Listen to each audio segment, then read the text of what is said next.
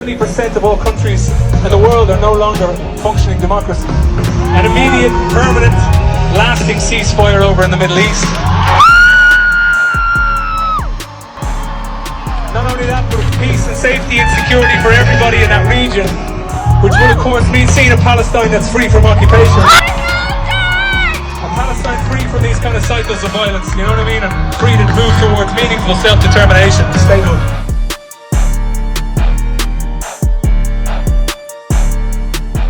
And that democratic voice, that right to vote, is something we take for granted. We take for granted every single day, sometimes at our peril. And it's something that so easily can be chipped away at, you know, and the way the world is going, about 70% of all countries in the world are no longer functioning democracy. So the trend is going downwards. And so it's so important that we take account of how important our voices are, democratic voices. Over the last year, I've been traveling.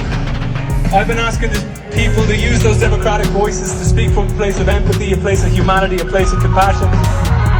Speak out for peace, you know what I mean? An immediate, permanent, lasting ceasefire over in the Middle East. Not only that, but peace and safety and security for everybody in that region, which will of course mean seeing a Palestine that's free from occupation. From these kind of cycles of violence, you know what I mean? And free to move towards meaningful self-determination, statehood. And things can seem so dark, and it can seem like there's so much division and so much violence in the world. But every single day I see kind of acts of goodness, acts of solidarity. I've been spending time in New York City, and the solidarity, the spirit of city solidarity, community, anti-racism that I see here is special. It's a very, very special place. And every single day we have an opportunity to show up for not only members of our community, but people around the world, you know. Say no, and I would invite you to say no to the types of imperialism that leads to the types of cycles of violence that we're seeing at the moment, you know.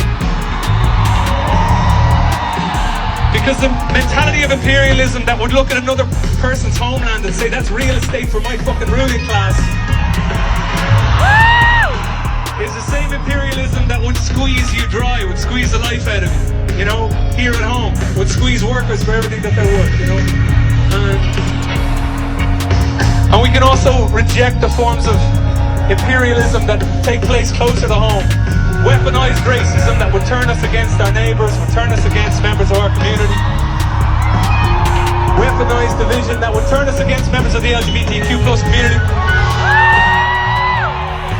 Would turn us against immigrants, you know.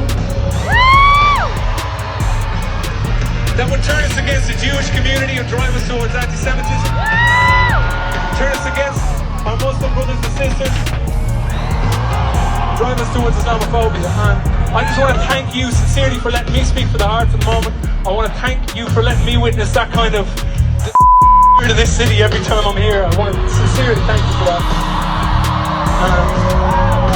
Just to invite you and encourage you, if you want to speak out from that place of empathy, that place of humanity, that place of solidarity and community, I so encourage you to do so.